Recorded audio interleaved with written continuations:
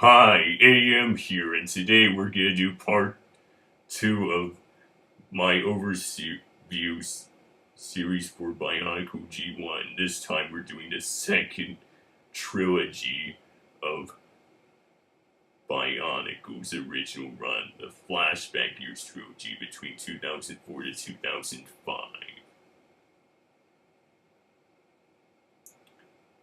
So to start off with, 2004. Boy, a lot. Boy, what another year was for Bionicle since we had the second Bionicle movie, Legends of Metro Nui, and shortly before this, the series was already as popular as ever due to the movie release the previous year. And of course, it's a millennia before the 2001 storyline. And Metro Nui, and of course, told from, being narrated by the Turaga Fire, who, like the other 5 Turaga Manui, as he told in the comic for the last comic for the previous year, which sort of served as a cliffhanger. How he told the Toanuva they were not the first Toa.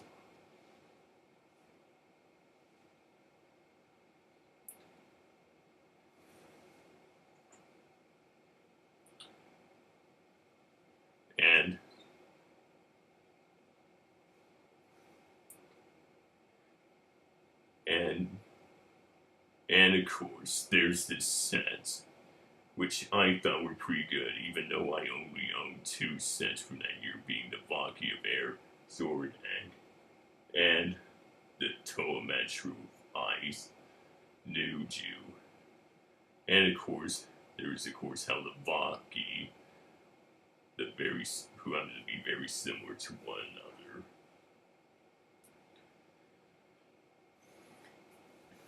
How they have no elbows, yet but have knees just like the Roxy of the previous year.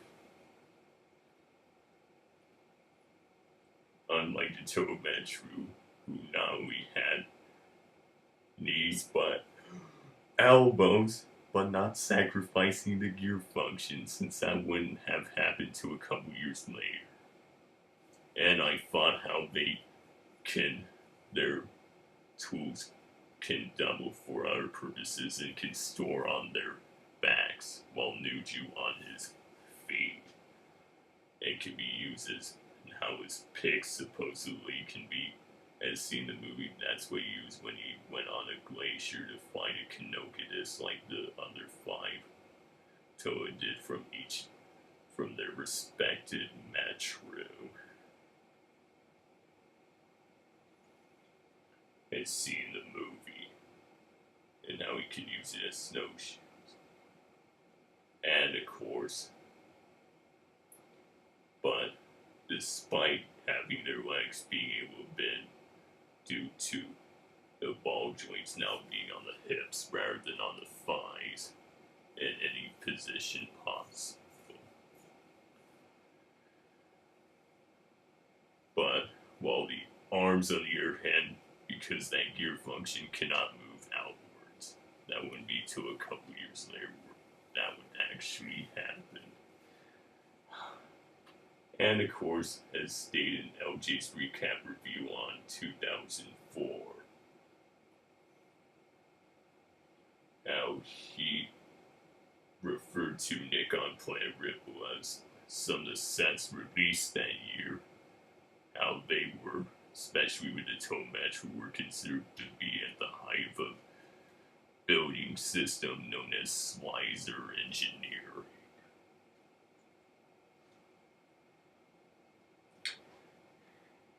And of course, how this was the last year where they had those Kanokidus, which had been around for 5 years at that point, which were first introduced with the Slicer/Throwbots thing.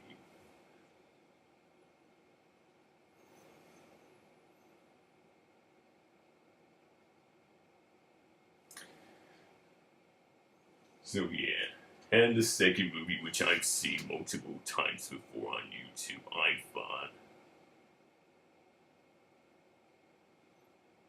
was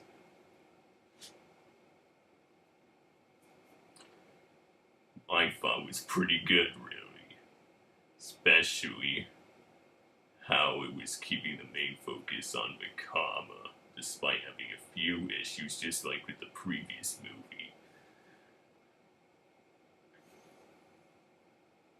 Yes, Shade 800, of course, and his part 2 of his top 12 Bionicle years video series.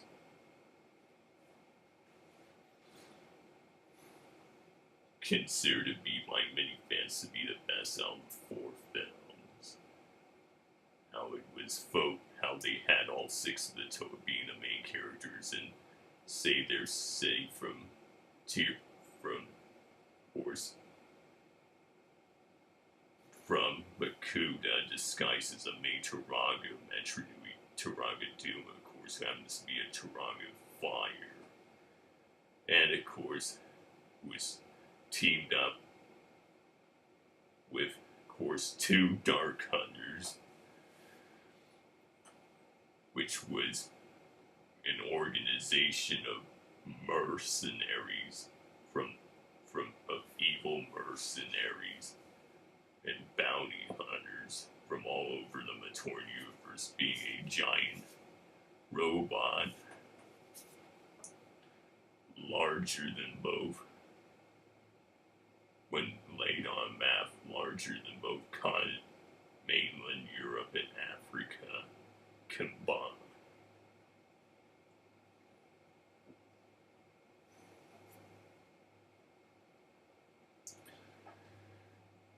Of course, being the spider-like Nadiki and extremely dim-witted Kraka, who I kind of refer to as, of course, the Patrick Star of Bionicle, due to not being very intelligent, obviously.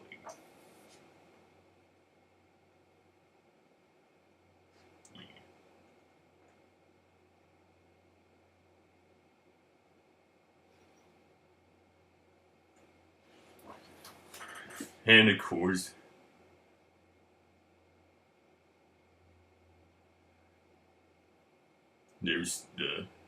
course, the Vaki, what I like is how their mouthpieces uses a Kanoka disc launcher, being the same disc launchers that came with the 6 Matorn from each Metro. Of course, Faisola, Akmu, Erie, Tahuti, Orcum, and Nuri.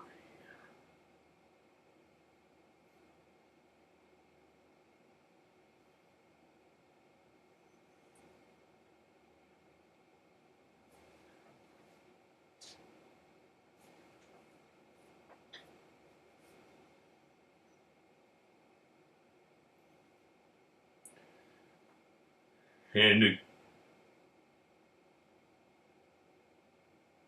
course, the movie, though the issues people have, though,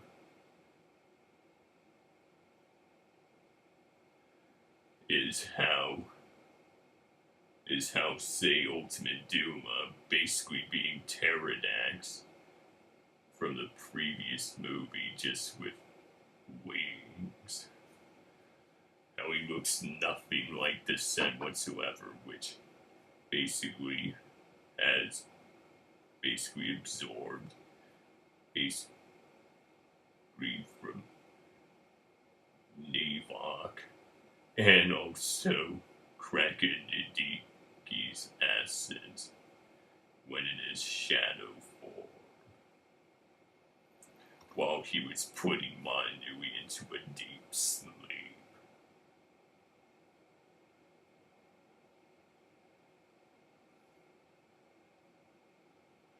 And I thought the Titans, like the previous year, were pretty distinctive from each other as well, unlike the Toa, the more Toanuva clones than Bionicle clones. And the Vaki. Like, I mean, on a black and white screen, I could literally not even tell the Rockshi or even the Borak or Borakal or Vaki from one or whatsoever. As well as switch their shields or weapons around and couldn't even tell which one is which. Honestly.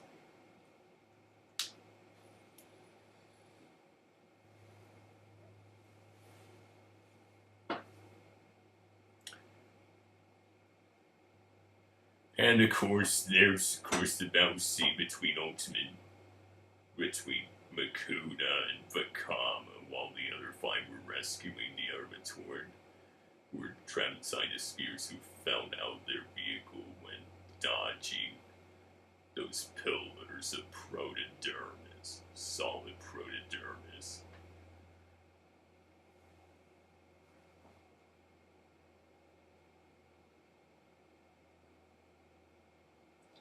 And of course, this scene where Makuta takes off his disguise and how the real Duma, which is why they Matoran end up rejecting them, since they just started off from all the way from the bottom, because of Lee Khan was being hunted down by Nadiki and Kregan, trapped him in prison shortly after they became Toa. Of course, which led to Lee Khan becoming a Tarag.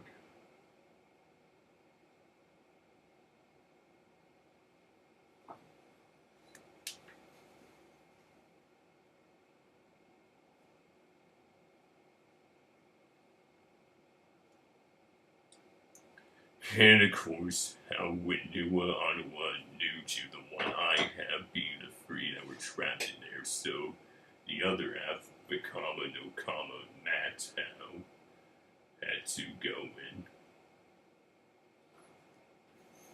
rescue them, battle up against Tyrannex. And of course, Transformers fan Code 328, when he did his review on Legends and Metro Nui, said how he thought when Makuta took off his disguise, how it seemed like he was doing, now let's get this party started. Though I think a better song to play for that would be Feel Like Dancing by the Bee Gees. Cue the music. Dancing in the moonlight. My mood takes me higher. Never sing-a-ling-a-ling. Ah, sing-a-ling-a-ling. Ah, I feel like dancing, dance. Well done, great master Tyrannex. Thank you, chorus.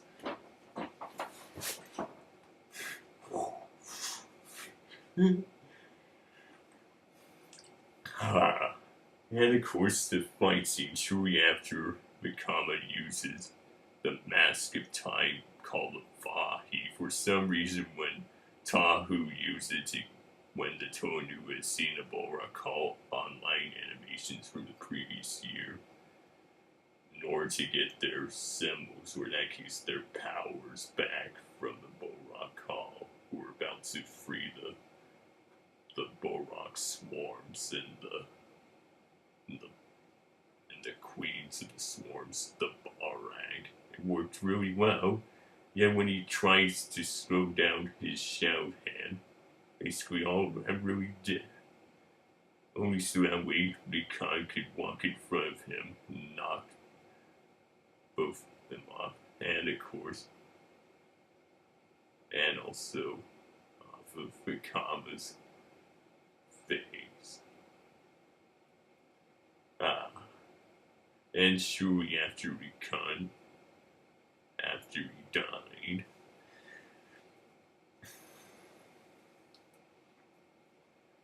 that's when Vikama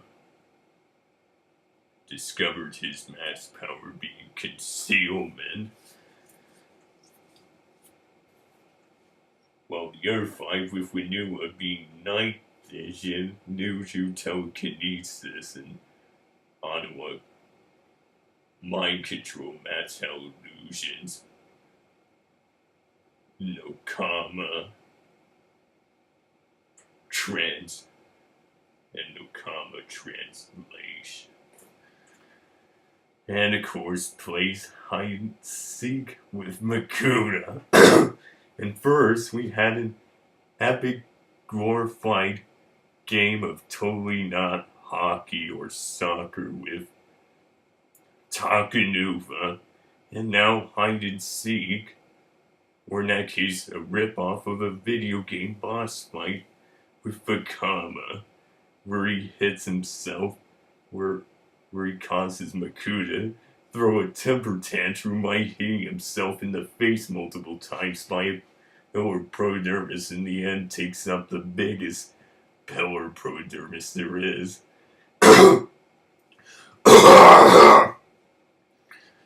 Sorry. And knocks him out, and the other 5 join in after rescuing all of the Torn that were in the vehicle.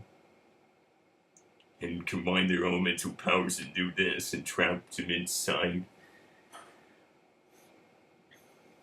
The power of unity trapped him inside a gigantic gunk of crystallized protodermis. And that's what leads us to the volume, which takes place between that scene and the final scene of the movie, where it was them arriving on Manui and then becoming Turaga. And of course, and Bakama giving Rakan's mask the Kanoe How to Jowler, of course, whose original mask happens to be a red coat, now the same mask as Turaga Ottawa's, which was, of course, broken in half, as people would see.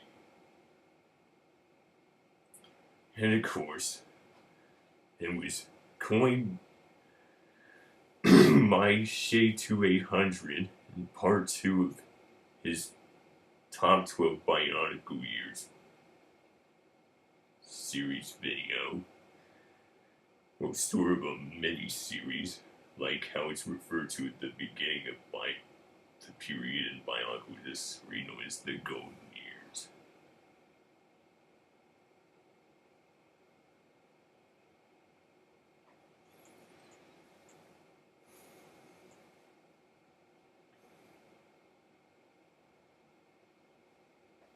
Well, the emo years, due to how dark the theme was.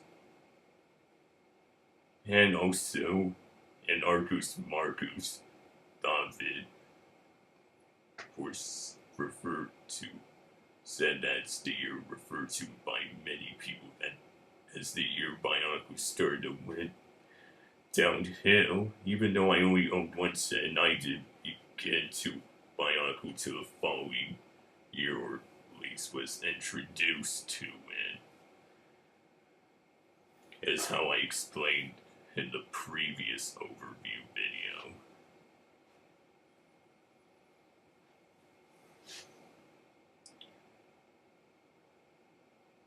I thought the Toho Hordiga were okay, and I certainly enjoyed playing with the Ratuga spinners, like launching them all over the place. And they make a nice sound, I thought. It sounds, as I'll show you, if you don't know what happens when you use this thing, if you've never got this, that sounds, in my opinion, I thought, like a computer getting shut down, like this. Sort of. And due to it being launched at a range of 50 feet, being that most likely that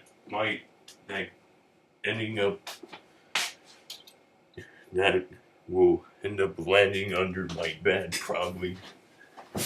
The chance of it ending up under my bed probably wouldn't be uncommon at all. which is how. And of course, there's the third movie, which I watched on YouTube as well multiple times before. Web Shouts, which I thought was alright, and I did say how I liked all four Bionicle movies almost equally. Like how the Toa Metru, after defeating Makura, returned back to rescue all the other Matoru who got stuck there, only to found their home after being abandoned, and shortly after the event that happened in the second movie, Makura putting Manui into a deep sleep. It was a great cataclysm to be infested with spider-like Rahi known as Vizorak, who ended up capturing them and turning him into the Toa Hordika, and that one I just showed you being Winu.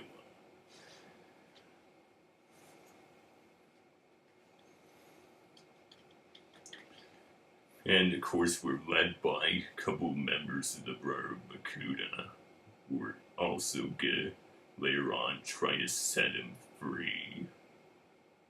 When of course Rudaka took a shard of his prison, I wonder how it would be able to destroy it entirely at the end of the movie, where Vikama launches Ratuka at it and completely knocked her out, while the other five,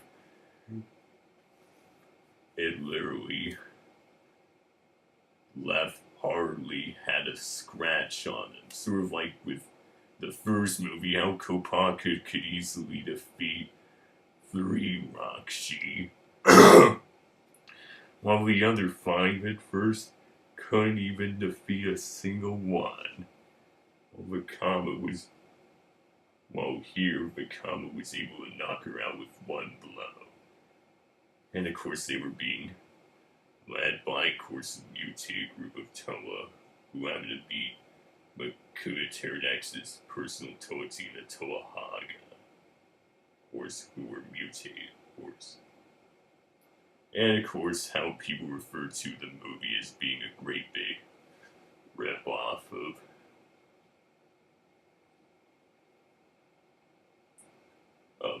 Star Wars Revenge of the Sith, which was released that year, just about 5 months earlier.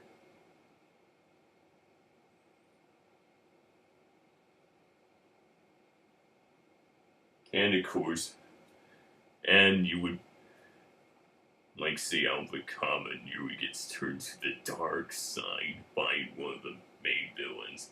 In the end, there's a fight scene between a couple of main heroes, except that the main hero here, Vikama, doesn't get turned to the dark side completely, and ends up shortly afterwards turning good again.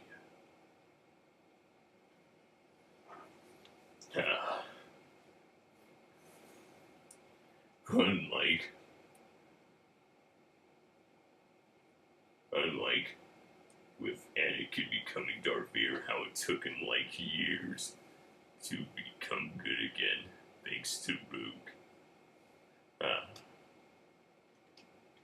And the truth is, many people, and here's another thing, many people definitely liked Anakin a lot better as Darth Vader anyway, just as how people liked Vikama better as Itaranга did Toa for not being as whiny. Like how he keeps doubting himself and blaming himself.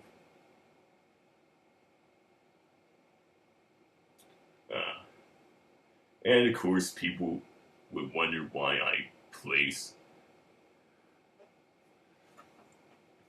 2004 number 4 my top 10 favorite Bionicle years list, while 2005 and number 8 simply for being the 2 years I respected, simply because 2004, since I didn't get introduced to Bionicle till a couple years later,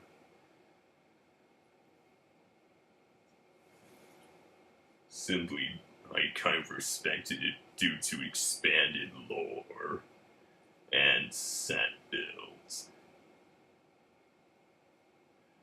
And 2005, we're expanding it a little bit more, and especially with the book Time Trap, where it was shortly after the Toa got transformed back into their normal selves by a raw healer known as Kitongu, voiced by Scott McNeil, who voiced that character in Beast Wars, and also who voiced Tahu in the first movie, while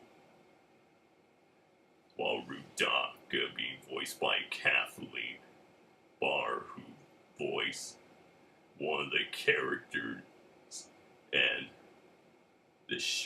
the cartoon show Kid XD, as I found it out, and also going in the first movie.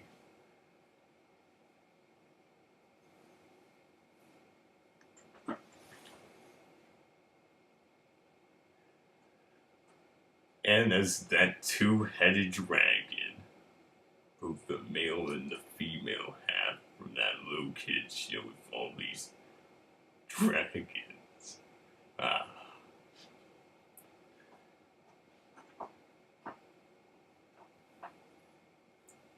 That one scene with Kitongu and Mato. Where Mato's like, maybe we get turned back and good-looking tall hero selves? No.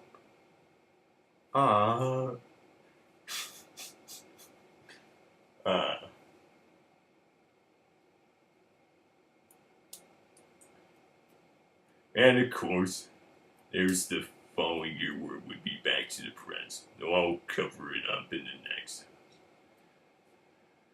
Though as usual. But wait a minute.